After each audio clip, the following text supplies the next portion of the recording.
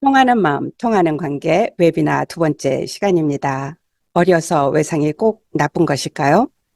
세상적인 기준으로 보면 능력이 꽤 있는 분들에게 상담을 제공하면서 그들에게서 공통적으로 나타나는 몇 가지 증상이 있는 것을 알게 되었습니다.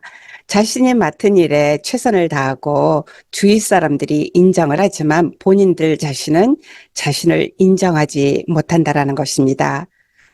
늘 부족하다고 생각하고 죄책감과 수치감을 느끼고 남의 평가에 예민하다 못해 평가받는 것을 두려워하고 친밀한 관계 맺는 것을 어려워하며 마음의 평강이 없는 것이었습니다.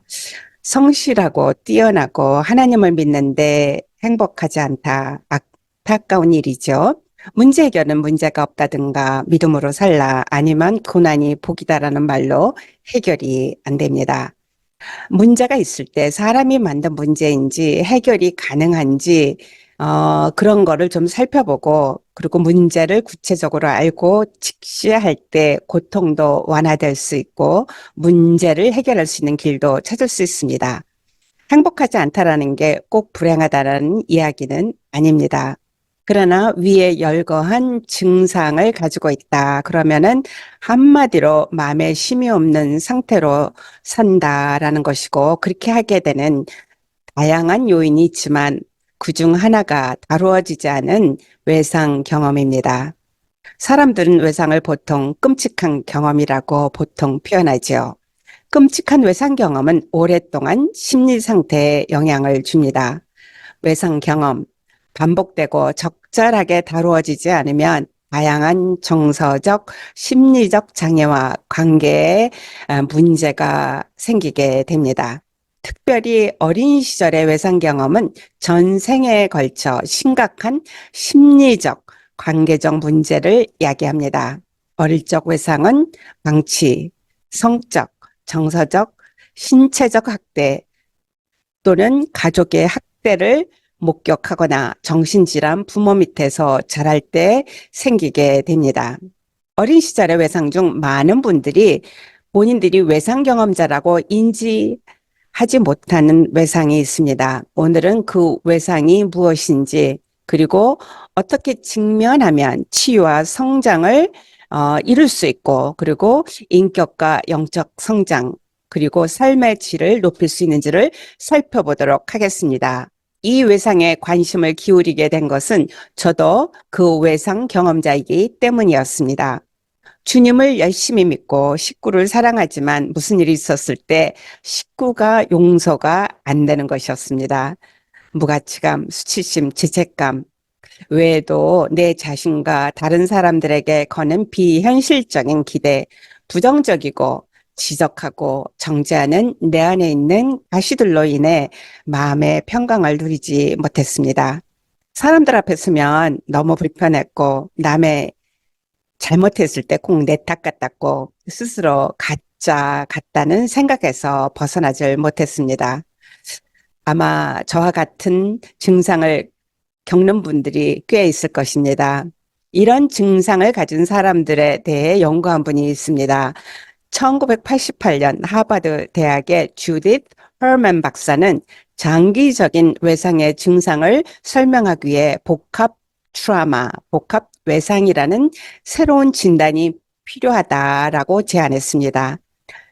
특별히 헐만 박사는 지속적이고 반복적인 어릴 적 외상, 특별히 아주 어린 시절의 외상이 신체화, 해리, 정서 변화 등의 증상, 성격과 정체성에서 병리적인 영향을 준다고 말하며 외상 트라우마의 모든 증상 외에 다음에 세 가지 추가 특징이 있으면 복합 외상이라고 명명했습니다.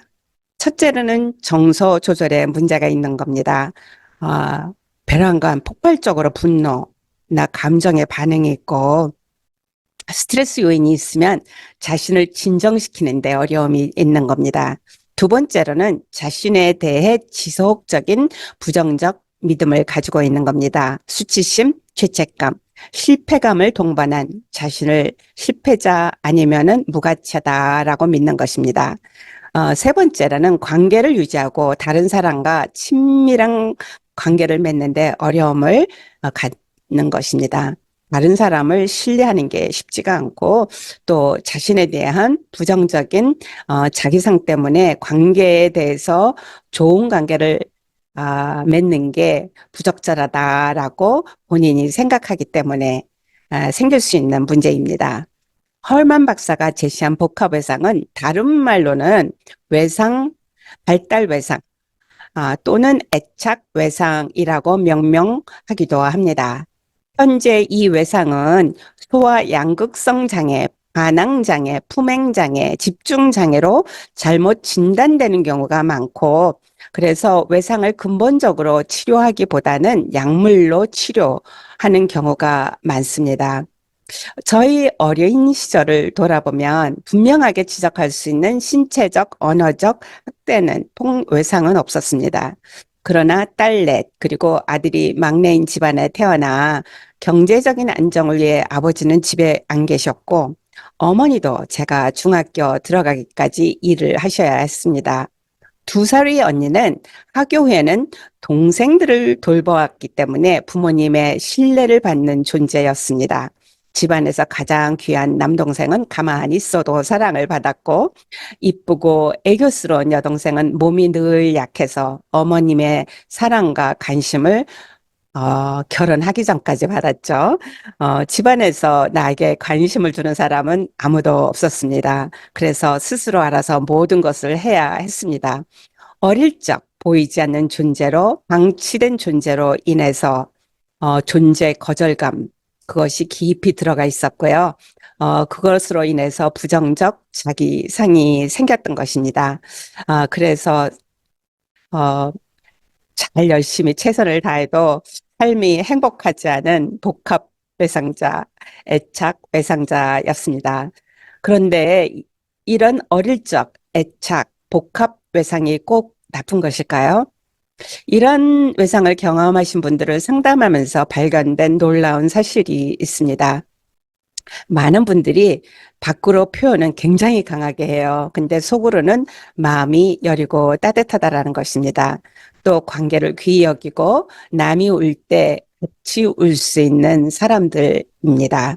그런데 이런 좋은 면이 어떻게 개발되느냐에 따라 외상 경험자는 커서 치유, 성장, 주님의 향기가 드러나는 삶을 살기도 하고 아니면 심리 상태나 관계가 혼란스럽고 냉담한 삶을 살기도 합니다. 어떤 사람들은 외상 경험을 극복해가는 과정에서 용기와 인내가 키워지고 공감력이 증진되고 존재를 귀히 여기며 그래서 인간의 존엄성과 선택하는 삶을 살 수 있게 됩니다. 무엇이 어떤 사람들은 외상 후 성장하게 하는가를 연구한 테드치와 칼훈 심리학자는 이런 변화를 외상 후 성장이라고 명했습니다. 외상 후 성장에 영향을 주는 것이 무엇인지에 대한 다양한 연구 결과가 있지만 기본적인 것은 타고난 성향, 환경, 특별히 안아주고 격려해주는 환경의 상호작용으로 인한 것이라고 말합니다. 복합 외상 경험자, 애착 외상 경험자가 외상 경험을 하지 않은 사람보다 더 긍휼과 이해, 용서와 사랑, 삶이 무엇인지를 알고 그리고 실제로 그런 삶을 살 수 있는 성숙한 인격자나 신앙인이 될 가능성이 매우 높습니다. 그러기 위해서는 내가 복합 외상자다. 애착 외상자다라고 아는 것만으로는 충분하지 않습니다. 치유와 성장을 도전하는 것이 필요합니다. 심각한 정서 문제, 우울증이나 불안증이 있으면 약물과 상담 치료가 다 필요합니다. 관계 문제도 상담 치료가 필요할 때가 많습니다. 타고난 가지고 있는 따뜻한 마음과 성향을 인정하고 스스로 돌봄의 환경을 만들어 가면서 성장과 돌봄의 도전을 계속해야 합니다. 전문 도움에 본인이 혼자서 자신에게 돌보며 환경을 만들기 위해 노력하셔야 되는 몇 가지가 있습니다. 그리고 이 노력은 평생 하셔야 됩니다. 첫 번째, 먼저 어떤 자신이 되고 싶은지를 마음에 그리고 결정해야 하는 것입니다. 두 번째로는 현재 고통을 유발하는 요인이 무엇인지를 알고 다루는 것입니다. 그러기 위해서는 상담 치료와 약물 치료가 필요할 수 있습니다. 세 번째로는 자신의 감정, 마음, 관계의 패턴을 알고 돌보는 것입니다. 부정적인 생각이 들 때마다 그것을 다루는 방법을 알아야 됩니다. stop이라고 말하고 왜 그렇게 생각하는지 생각의 논리를 살펴보고 그 생각의 논리가 현실적이지 않은 기대나 논리라면 종이에 써서 쓰레기통에 버린다든가 그렇게 하는 것입니다. 그리고 긍정적인 생각과 논리를 좀 종이에 써서 여기저기 붙어 놓으시고 읽어보세요. 같은 맥락에서 감정과 관계도 살펴보고 자신이 원하는 것을 기억하고 반복적으로 노력해야 됩니다. 그리고 이렇게 하는 과정 속에서 스트레스 다루는 것이 매우 중요합니다. 아, 네 번째로는 삶의 규칙화하는 것입니다. 루틴화라고 이제 보통 명명하는데요. 자기가 살고 있는 그 공간을 잘 정리정돈하고 재정, 인간관계 등도 정리하고 유지하는 것입니다. 다섯 번째는 관계와 그 삶을 확장하는 것입니다. 여기에는 반려견이나 반려식물 키우기 아니면은 자원봉사 같은 것이 크게 도움이 되고요. 여섯 번째는 즐기는 것을 도전하는 것입니다. 이제 가능한 모든 복을 누리는 건데 여기에는 주어진 것뿐만이 아니고 내가 찾고 만들어가는 즐거움도 포함됩니다. 그리고 일곱 번째, 주님의 도움을 구하는 것입니다. 기도와 영성 훈련이 필요하지요. 시편 147장 3절에는 하나님이 상처를 치유하시는 분이시라고 말씀하십니다. 외상은 때로 심각한 상처를 남깁니다. 그러나 하나님은 우리의 깊은 상처를 알고 계시고 치유해주고 싶어 하십니다. 그것이 복합 외상이든 어떤 외상이든 간에 하나님의 치유의 손길은 언제나 우리와 함께 합니다. 하나님의 돌봄으로 또 내가 나를 돌보는 도전하는 삶을 꾸준히 살면 외상의 골리앗을 이겨낼 수 있고 치유 성장이 가능합니다. 웨비나 마지막을 시편 147장 3절 말씀을 나누며 웨비너를 마치고자 합니다. 하나님은 상심한 자들을 고치시며 그들의 상처를 싸매시는 분이시로다.